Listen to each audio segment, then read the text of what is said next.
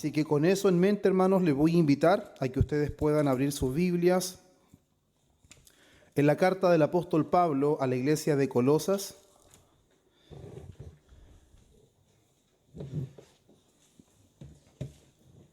Carta o epístola a los hermanos colosenses, capítulo 1, versículos 1 al 10.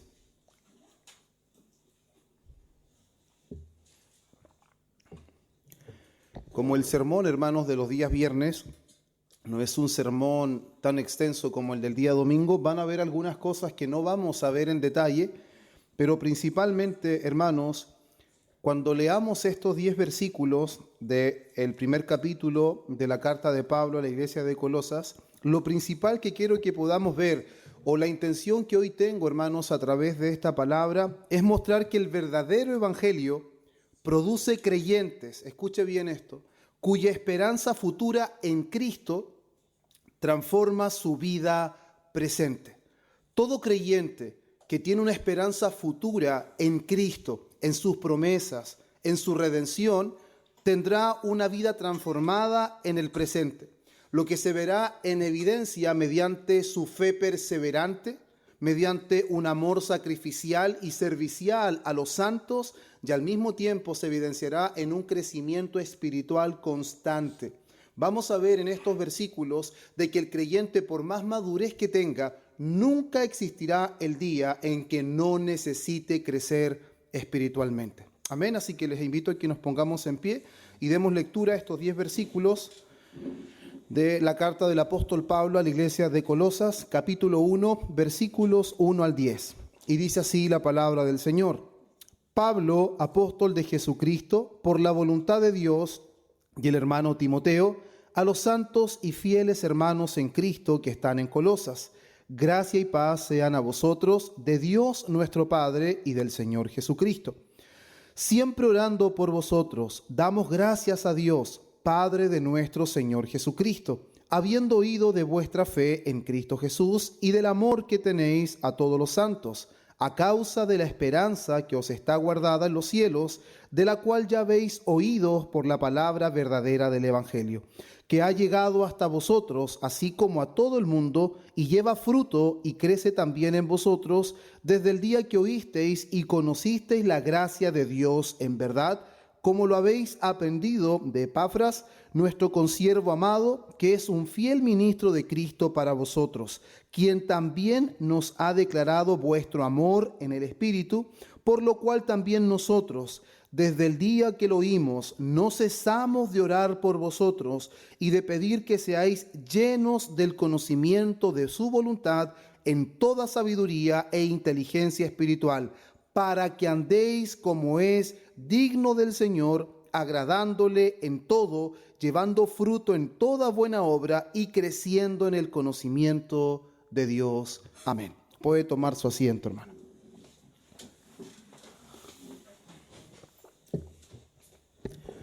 A este sermón de hoy, hermanos, le he titulado Viviendo a la luz de la esperanza del Evangelio. Viviendo a la luz de la esperanza del Evangelio.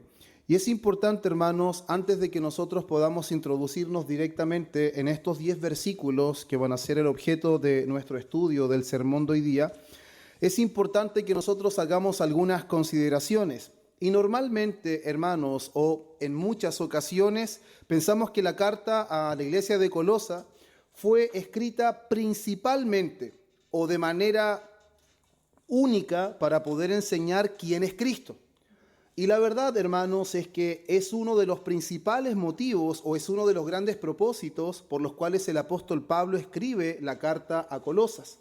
Sin embargo, hermanos, antes de llegar a una declaración tan extraordinaria de la supremacía de Cristo como lo encontramos en el versículo 15 hasta el versículo 20, cuando el apóstol Pablo comienza diciendo esto acerca de Cristo: Él es la imagen del Dios invisible, el primogénito de toda creación, porque en Él fueron creadas todas las cosas, las que hay en los cielos y las que hay en la tierra, visibles e invisibles, sean tronos, sean dominios, sean principados, sean potestades. Todo fue creado por medio de Él y para Él. Antes de que nosotros lleguemos a esta declaración tan grandiosa, hermanos, de la supremacía de nuestro Señor Jesucristo, Pablo comienza esta carta de una manera distinta. No comienza principalmente, hermanos, haciendo una declaración de la supremacía de Cristo, a pesar de que es uno de los objetivos principales. El apóstol Pablo primero comienza agradeciendo y orando. Esa es la manera en la que él comienza esta epístola, agradeciendo y orando. ¿Y quiénes son, hermanos? El objeto del agradecimiento y el objeto de la oración del apóstol Pablo son los hermanos colosenses.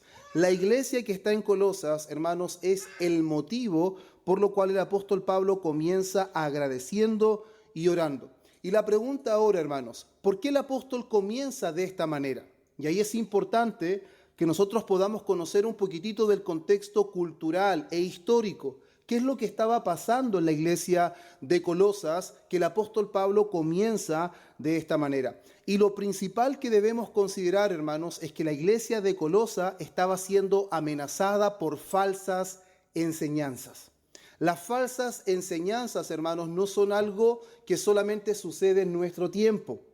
Las falsas enseñanzas siempre han estado presentes para poder de alguna forma seducir a la iglesia de Cristo. ¿Y cuál era el gran problema, hermanos, o la gran dificultad que enfrentaba Colosas frente a la falsa enseñanza? Es que estas falsas enseñanzas no negaban de manera directa a Cristo. Uno puede reconocer fácilmente cuando alguien de manera directa y de manera completa niega a Cristo. Pero las enseñanzas falsas no negaban completamente a Cristo, lo que hacían estas enseñanzas mucho más peligrosas. ¿Qué es lo que hacían estas enseñanzas? Decían de que Cristo era importante, de que Cristo era necesario, pero Cristo no era suficiente. ¿Se dan cuenta de eso? Cristo es necesario para la salvación, Cristo es necesario para la vida presente, Cristo es necesario para nuestra vida futura, es importantísimo, pero no es suficiente. Al no ser suficiente, eso significaba entonces de que habían cosas que se debían añadir a Cristo para que pudiéramos alcanzar la plenitud de la salvación.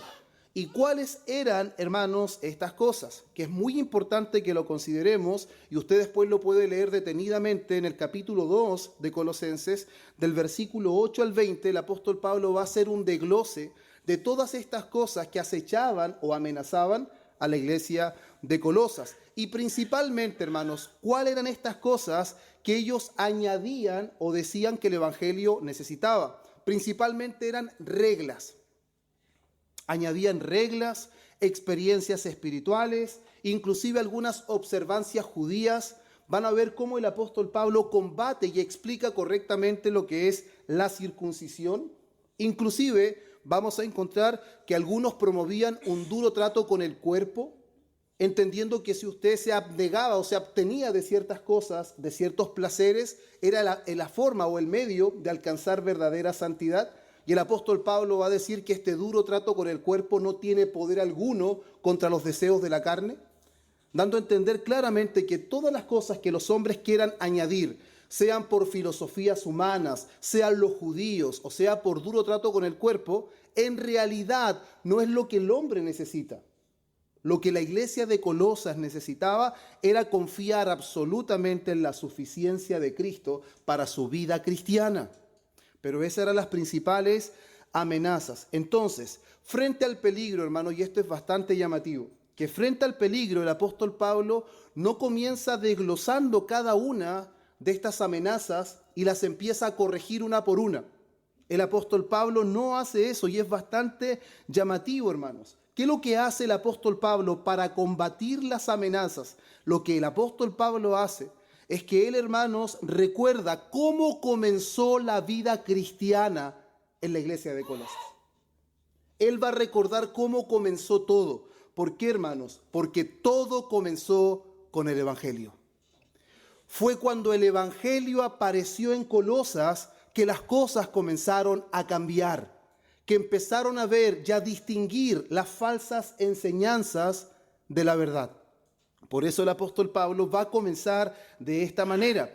Y ese evangelio que había llegado y que comenzó a transformar las cosas en Colosas, no era un evangelio encubierto, sino que era algo que era visible.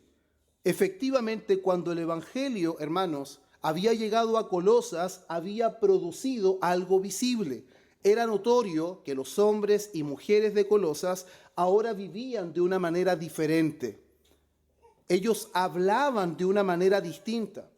Por eso, hermanos, nosotros vemos aquí que la iglesia de Colosas estaba marcada por fe, estaba marcada por amor. Pero es importante, y lo vamos a ver en adelante, hermanos, cómo esa fe y ese amor tenían una base, tenían una causa. Y el apóstol Pablo va a decir que la causa o la base de esa fe y ese amor era la esperanza que ellos tenían, que estaba reservada en los cielos. Una promesa futura podía cambiar y transformar la vida de los colosenses en el presente.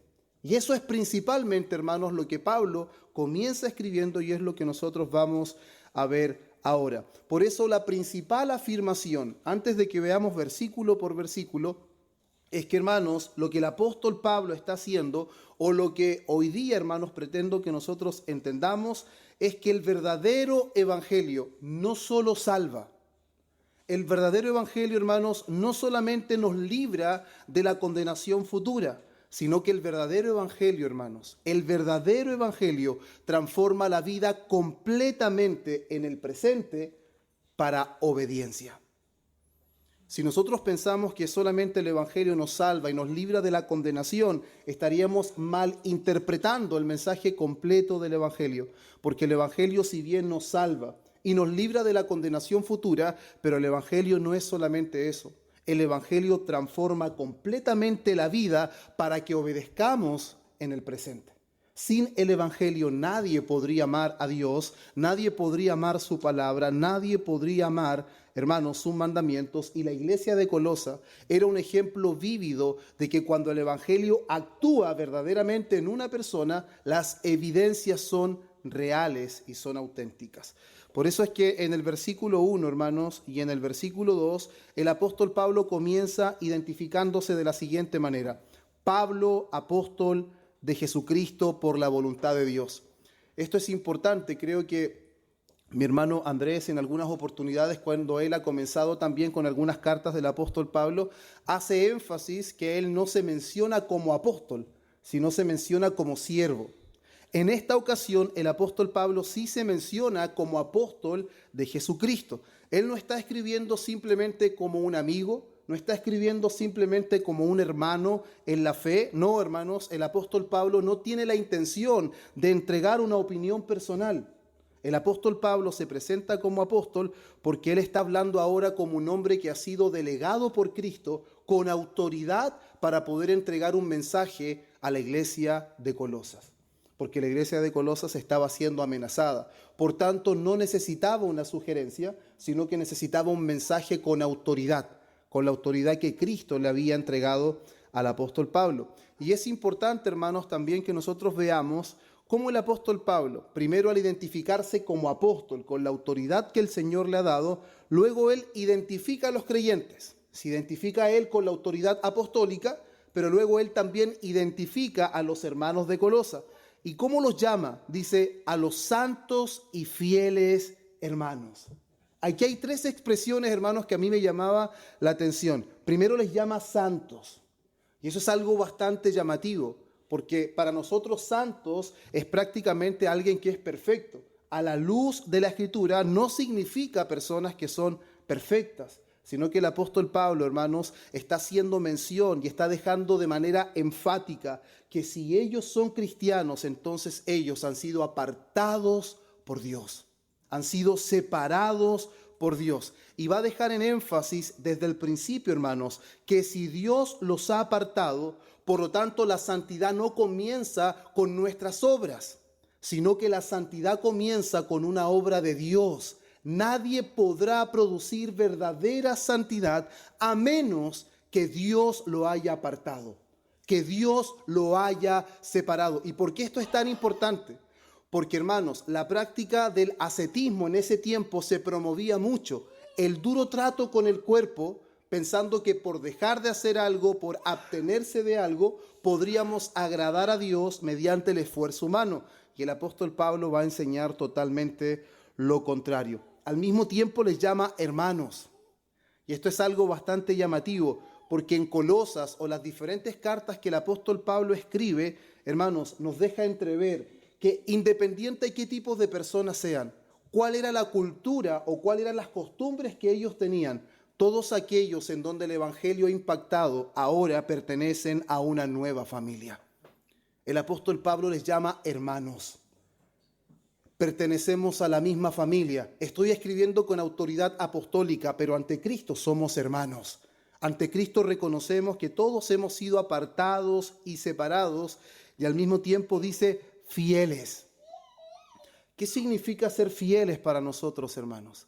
Son palabras bastante importantes con las que el apóstol Pablo comienza. ¿Por qué? Porque la fidelidad, hermanos, no se mide porque nosotros nunca fallemos. Porque nosotros nunca, hermanos, hagamos algo que en realidad no correspondía, no describe perfección, sino que es una vida que está caracterizada por perseverar a pesar de las situaciones. Un creyente fiel es el creyente que persevera confiando en el Señor a pesar de las dificultades que pueda estar enfrentando. Y eso es principalmente el motivo de gratitud del apóstol Pablo, que a pesar de las continuas amenazas, a pesar de los judíos, a pesar de las filosofías, a pesar de los que promovían un duro trato con el cuerpo, aún los colosenses se mantenían perseverando en fe, perseverando en amor, y había una causa. La causa era su esperanza, las promesas que Dios había dado por medio del Evangelio. Y eso, hermanos, es primordial en todo eso. Por eso, antes de que nosotros, hermanos míos, hablemos de lo que nosotros hacemos, Pablo va a recordarnos, como lo hizo con la iglesia de Colosa, no lo que nosotros podemos hacer, sino lo que nosotros somos en Cristo. El apóstol Pablo es apóstol en Cristo y por Cristo. Y los hermanos de Colosas son santos y fieles por causa de Cristo. Por eso debemos entender que nuestra identidad, hermanos, precede siempre a nuestro comportamiento. ¿Escuchó eso? Primero el apóstol Pablo nos va a enseñar, primero somos y luego hacemos. No podremos hacer para luego ser, que esas son las prácticas que promueven todas las demás religiones. Pero el Evangelio siempre nos dirá primero que necesitamos que Dios obre en nuestra vida. Es el Evangelio el que actúa y luego nosotros respondemos. Y así lo dice Pedro en su primera carta, capítulo 2, versículo 9. Dice, mas vosotros sois. ¿Escuchó eso? Vosotros sois linaje escogido, real sacerdocio, nación santa, pueblo adquirido por Dios. Y luego dice para. ¿Se da cuenta? No es que nosotros hacemos algo para hacer, sino que somos, por eso hacemos. ¿Se dan cuenta la diferencia? Por eso es tan importante que nosotros entendamos que las buenas obras que un creyente produce no es lo que lo hace un hijo de Dios, es lo que evidencia la obra del Evangelio en el corazón. Es por eso que la examinación, hermanos, el evidenciar es parte, hermanos, de lo que la Biblia a nosotros nos enseña. Por eso, hermanos, el apóstol Pablo, del versículo 3 al 8, cuando vemos que él habla de la fe, habla del amor y habla de la esperanza, él no menciona, hermanos, estas tres virtudes como separadas. Podemos llegar a pensar que tanto la fe, el amor y la esperanza son virtudes que nosotros podríamos tener una y no tener la otra, pero el apóstol Pablo las presenta aquí que es imposible solamente tener una sin tener la otra. Y no podríamos conformarnos con que a lo mejor tenemos una y no tenemos la otra. ¿Qué es lo que dice el apóstol? Versículo 4 y 5. Habiendo oído de vuestra fe en Cristo Jesús y del amor que tenéis a todos los santos, escuche esto, a causa de la esperanza que os está guardada en los cielos. Entonces, la esperanza, ¿qué es lo que es según este texto? La esperanza es la causa. Es la causa de la fe y es la causa, hermanos, del amor que es visible en la iglesia de Colosas. Ahora, ¿Por qué la fe, hermanos, es una fe perseverante en esta iglesia? ¿Y por qué el amor que ellos están manifestando a los santos es tan evidente? Porque de la misma manera que su fe es evidente, de la misma manera que su amor es evidente, hermanos, su esperanza es segura. Es por causa de la seguridad de su esperanza que ellos pueden andar en fe y en amor en el presente. Y piensen esto, hermanos. Cuando nosotros tenemos dudas, incertidumbres en cuanto al futuro, nuestro presente se ve afectado. Cuando nosotros no tenemos seguridad de lo que va a suceder mañana, no tenemos ánimo de trabajar hoy. ¿Me explico con eso? Porque es muy relevante lo que el apóstol Pablo está haciendo aquí. Él está diciendo, amados de Colosas, lo que los está haciendo caminar tan fervientemente en fe, lo que los está haciendo caminar en amor a todos los santos, es porque la promesa del evangelio está viva en sus corazones. Ustedes están convencidos que el que prometió es fiel y lo hará. Por lo tanto, las amenazas que están viviendo, las diferentes situaciones que están pasando, no han logrado conseguir que su fe merme o que su amor se enfríe. Por el contrario, la esperanza futura que está reservada en los cielos ha sido la causa de esta fe que es visible y que pueden evidenciar los otros hermanos. Por eso, amados míos, una de las cosas que debemos pensar es que cuando nuestra expectativa hacia adelante, nuestra confianza de lo que Dios ha dicho es inestable, puede ser principalmente, hermanos, el por qué nuestra vida hoy está desanimada. ¿Por qué hoy nosotros no procuramos vivir a la luz del Evangelio?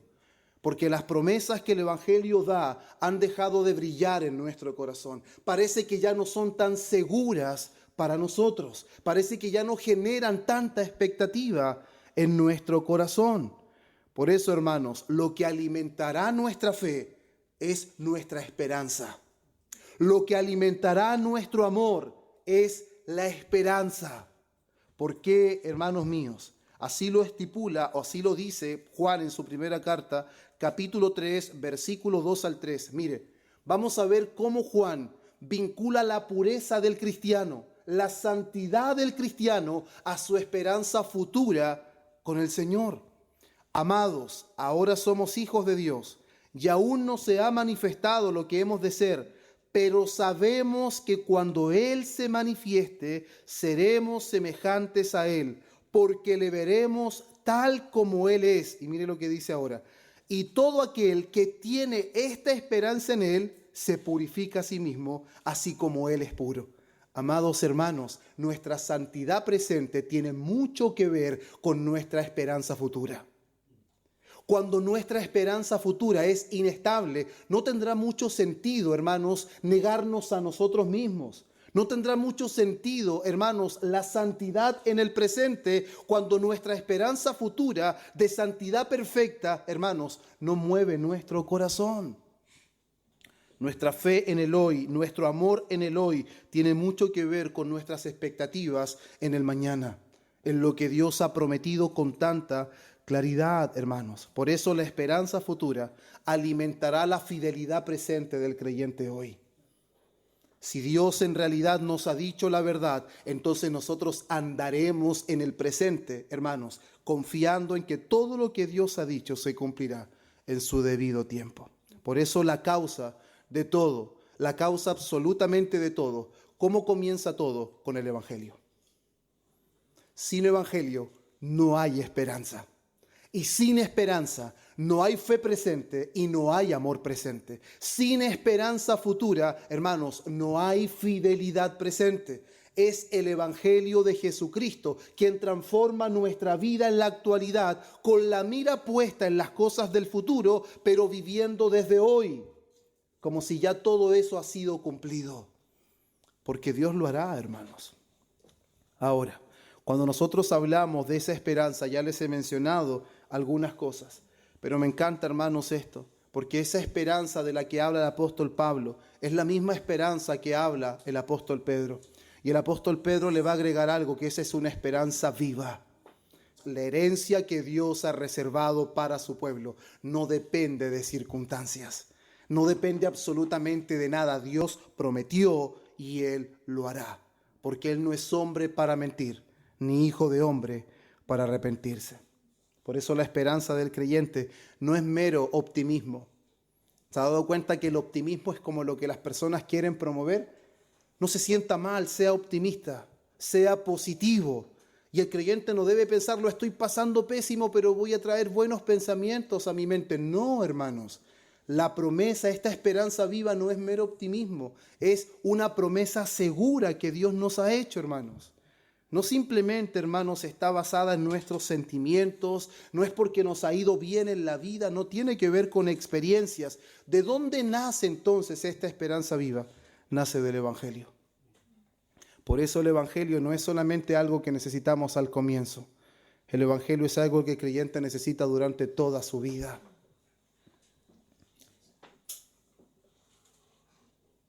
Sin el Evangelio no hay fe que persevere.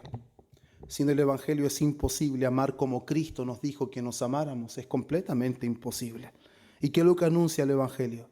El Evangelio anuncia la obra terminada de Cristo y una promesa completamente segura. Él dijo, si esto no fuera así, yo se los hubiera dicho. Pero Él fue a preparar lugar para que donde yo estoy, vosotros también estéis. Qué extraordinaria promesa, hermanos. ¿Cuántas personas en este mundo intentan postular una y otra vez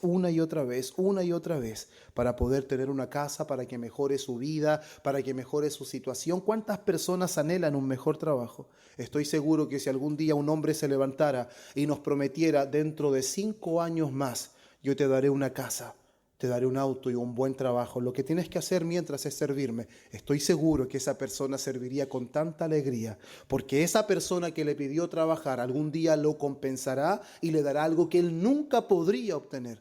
La promesa de Cristo, hermanos, no se compara con promesa de hombres. Y esta iglesia de Colosas, a pesar de las amenazas, de las falsas enseñanzas que promovían que Cristo no era suficiente, hasta el momento que Pablo dice, la iglesia no había sido conmovida, su fe seguía perseverando, su amor seguía siendo por todos los santos a causa de la esperanza. Eso quiere decir que la mirada de Colosas estaba en el cielo. Ellos tenían puesta su mirada arriba, donde la polilla y el orín no corrompen, donde ladrones no minan ni hurtan, hermanos. Qué glorioso es ver el ejemplo de una iglesia como esta, que tiene puestos los pies en la tierra, pero el corazón y su mirada en los cielos, sabiendo que el Señor prometió y Él cumplirá y que las cosas en la tierra no cambiarán esa promesa, hermanos. Las promesas que Dios ha hecho no cambiarán y no varían según nosotros experimentemos o según nosotros nos sintamos. Eso no es así. Por eso, hermanos, esta promesa o esta esperanza, hermanos, lo que produjo en la iglesia de Colosas es fe. Y si nosotros nos hacemos una pregunta a nosotros mismos, ¿cómo está nuestra fe? ¿Cómo está nuestra confianza en la persona y obra de Cristo y en las promesas que Él ha hecho, que son completamente seguras, hermanos? ¿Quién sabe, hermanos, cuál será el final de la historia? Puede confiar completamente en Cristo, en lo que le queda de camino. ¿Usted sabe cuál es el final? Entonces puede caminar tranquilo, puede caminar seguro, a pesar de lo que nuestros ojos puedan ver. Al mismo tiempo produjo amor, hermanos, y con, hermanos, tremendo tesoro que Dios ha dado en nuestro corazón. El creyente no necesita aferrarse a ninguna otra cosa. No, hermanos, ninguna cosa temporal se compara con la obra que Dios ha hecho en nuestro corazón. Por eso el creyente puede amar, el creyente puede servir, el creyente puede ser generoso, el creyente puede sacrificarse por sus hermanos. ¿Por qué? Porque el tiempo presente solamente es un anticipo de todo lo que Dios ha prometido en el futuro. Todo está en Cristo, nada está en esta tierra, nada está en el presente. El presente solamente es una evidencia de que el Evangelio ha impactado nuestro corazón.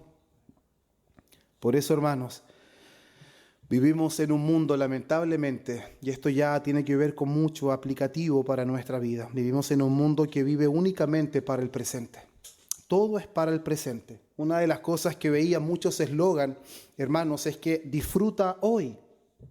Ese es el llamado, disfruta, piensa en esta vida.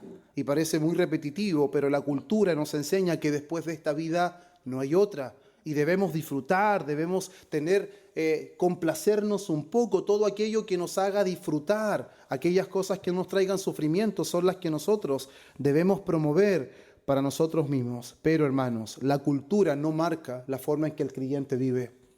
La cultura no dicta los lineamientos. El creyente, hermanos, vive completamente al revés.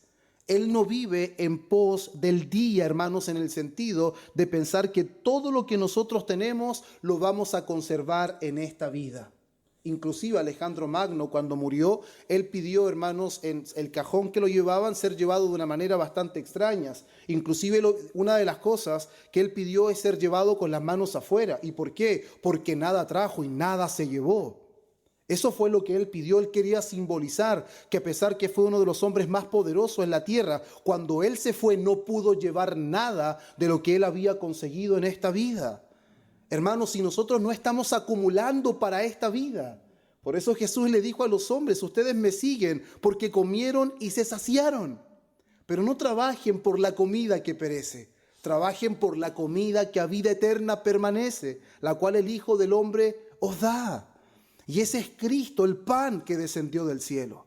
Y es precisamente lo que Pablo está elogiando de esta iglesia, hermanos, que están perseverando en fe, están perseverando en amor, y la causa es porque sus ojos no se han despegado del cielo.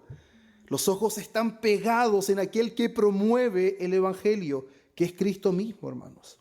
Por eso Pablo continúa diciendo que ese evangelio ha llegado hasta vosotros, así como a todo el mundo, y lleva fruto y crece.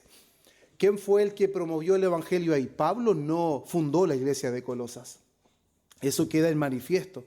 Ahora, normalmente el evangelio era anunciado en diferentes lugares. Lo más probable, dicen algunos comentaristas, es que Epafras tiene que haber oído el evangelio, ya sea por Pablo, sea por algún otro apóstol, y él fue el que llevó el evangelio a Colosas. Pero el apóstol Pablo aquí está enfatizando algo, hermanos, que no fue Epafras el que produjo esos resultados en Colosas. No fue Epafras el que mantiene viva la fe en Colosas. No es Epafras, hermanos, el que hace que el amor sea tan evidente. ¿Qué es lo que hace que la fe y el amor perseveren? Es el evangelio. Es el evangelio, no es Epafras, no es Pablo, no son los métodos que están utilizando los líderes de la iglesia. No, hermanos, el poder de lo que está sucediendo en Colosas, en la iglesia principalmente, es el evangelio. ¿Por qué? Porque el verdadero evangelio siempre produce verdadero fruto. Siempre. Siempre, hermanos, el evangelio produce verdadero fruto. Aunque no siempre lo veamos de forma inmediata, aunque no siempre veamos los efectos que nosotros queremos ver, estamos predicando en un lugar donde hay 100, nos encantaría que todos respondan, pero aunque no sea así, hermanos, inevitablemente el evangelio transforma vidas. El evangelio es el único instrumento que Dios utiliza para cambiar la vida de hombres pecadores como nosotros, que estábamos completamente confinados a una eternidad en la condenación. Y lo que vemos, hermanos, ya en la parte final es el crecimiento espiritual continuo, hermanos, en la vida de un creyente. El creyente necesita crecimiento espiritual continuo, y es lo que dice el apóstol Pablo en el versículo 9 cuando dice: por lo cual nosotros desde el día que lo oímos no cesamos de orar por vosotros y de pedir que seáis llenos del conocimiento de su voluntad en toda sabiduría e inteligencia espiritual. Ahora, hermanos, qué interesante es esto. Colosas es una iglesia, hermanos, que da un buen testimonio. Colosas es una iglesia que, por lo que el apóstol Pablo dice, es una iglesia saludable. La pregunta es, ¿por qué el apóstol Pablo sigue orando por esta iglesia? Si es una iglesia con una fe viva, con un amor perseverante, si es una iglesia saludable, hermanos, ¿por qué Pablo sigue orando por esta iglesia? Lo que les decía al principio, porque nunca llegará el día que nosotros podamos decir, con lo que ya conocemos de Dios es suficiente. Nunca. Nunca podremos decir que hemos alcanzado el conocimiento suficiente en cuanto a Dios y en cuanto al Evangelio. Y ahora es importante, hermanos, considerar esto, ¿Qué es lo que pide el apóstol Pablo por esta iglesia? Si la iglesia ya tenía fe, la iglesia ya tenía amor, la iglesia tenía puesta la mirada en las cosas de arriba, el apóstol Pablo pudo haber pedido otras cosas. Pudo haber pedido prosperidad, pudo haber pedido que los falsos maestros se fueran y dejaran tranquila a la iglesia de Colosas, pudo haberles pedido un mejor pasar que el que estaban teniendo, pero el apóstol Pablo pidió algo mayor que esas cosas. El apóstol Pablo pidió lo que verdaderamente una iglesia necesita. Y hoy nosotros estamos en nuestra reunión de oración. Y mi corazón anhela, hermanos, que lo que Pablo pidió por Colosas, Dios lo conceda a esta iglesia. Lo que Pablo oró fervientemente por Colosas cuando estaba en medio de amenazas, pero con una fe viva, con un amor latente, por causa de la esperanza que estaba reservada para ellos, que esta iglesia también Dios le conceda exactamente lo mismo por lo que el apóstol Pablo oró. ¿Y qué es lo que él pidió? Que seáis llenos del conocimiento de su voluntad. Que sean llenos no de riqueza, que sean llenos no de comodidad, sino que sean llenos del conocimiento de su voluntad en toda sabiduría e inteligencia espiritual. Mire la petición de Pablo, el anhelo de la iglesia era por parte de Pablo que fueran llenos del conocimiento de su voluntad. Algo que él también replica en la carta a los Efesios, en el capítulo 4, versículo 13 al 15, pero especialmente en el versículo 15, él dice, crezcamos en todo en aquel que es la cabeza, esto es Cristo. Hermanos, el mayor deseo de Pablo por las iglesias era que fueran llenos del conocimiento de su voluntad. Era que la iglesia creciera en plenitud a la imagen de nuestro Señor Jesucristo. Ahora, si el problema de Colosas eran las amenazas, falsas enseñanzas, mostrar a un Cristo que no era suficiente, ¿por qué el apóstol Pablo anhela que sean llenos del conocimiento de su voluntad? Y no que sean libres de estas falsas enseñanzas, no que sean libres de estos falsos maestros. ¿Por qué? Porque el conocimiento verdadero protege del error. La iglesia lo que necesita no es simplemente darle con nombre y apellido quiénes son los falsos maestros. No es simplemente decirle no escucha a él, no escucha a este otro. Lo que la iglesia necesita es tener un conocimiento verdadero, un conocimiento correcto de Dios, de la persona de Cristo, del Evangelio. Y el conocimiento verdadero lo protegerá del error. Es el conocimiento verdadero lo que protege a la iglesia de todo error. Mientras los falsos maestros ofrecían conocimientos secretos, ocultos, gnosticismo, algunas experiencias, inclusive algunos estaban promoviendo la enseñanza de ángeles como mediadores para poder tener comunión con Dios. Mediante todas esas cosas, Pablo lo que pide es que la iglesia sea llena del conocimiento de la voluntad de Dios. Eso es lo que Pablo pide en oración. Y eso es lo que él va a desplegar luego en los versículos siguientes y en los capítulos siguientes que él manifiesta en esta hermosa carta, hermanos, que nosotros conocemos de Colosenses. Por eso, en el versículo final, ya llegando al término de nuestros versículos motivos de sermón de hoy, él va a decir, ¿para qué? ¿Qué es lo que produce también? Aparte de proteger del error, aparte de garantizar que una persona que tiene un conocimiento certero, a diferencia del pueblo de Israel en la antigüedad, que el pueblo pereció porque le faltó conocimiento. El pueblo puede ser engañado por falta de conocimiento. ¿Qué es lo que dice versículo 10? Para que andéis como es digno del Señor. Hermanos, el conocimiento no solamente produce que sea una persona intelectualmente capaz, la buena doctrina siempre producirá buena práctica. ¿Escuchó? La buena doctrina siempre conduce a la buena práctica. Doctrina saludable, caminar saludable. Una iglesia saludable que ama al Señor, ama su palabra, ama a sus hermanos. ¿Por qué? Porque su mirada está puesta en los cielos. Su esperanza es tan segura que él quiere caminar conforme el Señor le ha llamado a través de su palabra. Por eso la iglesia no camina, hermanos, preocupados por las cosas temporales, no se absorbe tanto por los problemas presentes. ¿Por qué? Porque sabe que a pesar de que todo se vea cuesta arriba hoy, parece que no tienen solución, no hay escapatoria. Eso no es así, porque Él ya nos ha librado del mayor problema, que es nuestro pecado, nuestra enemistad con Él. Por lo tanto, si el mayor de los problemas Dios lo solucionó, no hay nada, hermanos, que Dios no pueda solucionar. Que las cosas presentes no obstaculicen nuestra visión en lo que Dios ha prometido para el futuro. Por eso nuestra esperanza, ¿dónde está guardada? En los cielos. No está guardada en el banco, hermanos. No, está guardada en los cielos. No confíe en el dinero más de lo que usted debe confiar, porque Dios es el proveedor. Nuestra herencia está completamente segura, hermanos. ¿Por qué? Porque nuestro Salvador, que prometió, reina en su trono, alto y sublime. Por eso, hermanos, terminando, pidamos como iglesia, hermanos, como congregación, que Dios nos conceda no solamente ser una iglesia conocida por las actividades que realizamos, no solamente por las cosas que nosotros podemos subir por redes sociales, que seamos una iglesia conocida porque el Evangelio sigue produciendo en nosotros una fe firme, porque el Evangelio sigue produciendo en nosotros un amor sincero, producida por una esperanza inquebrantable.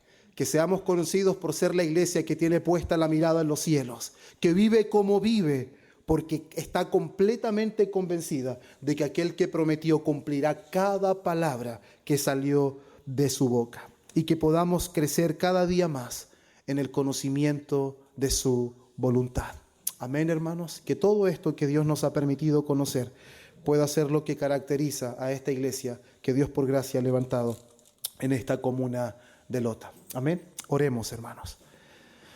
Padre bueno, te damos gracias, Señor, por este tiempo que nos has permitido. Gracias porque tu palabra, Dios, ha estado en medio de nosotros. Qué importante, Señor, lo que hoy hemos conocido. Qué importante esta carta que el apóstol Pablo escribió a la iglesia de Colosas. Nosotros no estamos libres de amenazas, de falsas enseñanzas, oh Señor, de cosas que los hombres promueven o dicen para intentar, Señor, desviarnos del camino. Oh Señor, te rogamos que así como la iglesia de Colosas, esta iglesia, Señor, también tenga puesta la mirada en los cielos. Que la esperanza del Evangelio sea tan firme, tan inquebrantable en nosotros, que eso pueda ser evidenciado en nuestra fe perseverante, en nuestro amor que no se enfría a pesar, Señor, del pecado, a pesar de la maldad, porque así está escrito, mas el que persevere hasta el fin, éste será salvo. Por eso, Dios, nuestra perseverancia, nuestro amor será la evidencia de que nuestra esperanza está puesta en ti, que es una esperanza viva, no una esperanza muerta, que no confiamos en lo que produce en nuestras manos, sino confiamos en la obra que tú has hecho en nuestro corazón, que tendrá, Señor, resultados eternos, pero también resultados visibles en el presente. Ayúdanos a caminar en santidad y en obediencia, porque eso evidenciará que el Evangelio ha impactado nuestras vidas. Recibe este clamor, Señor, te lo pedimos en el nombre de Cristo. Amén y amén. Amén, hermanos. Dios les bendiga.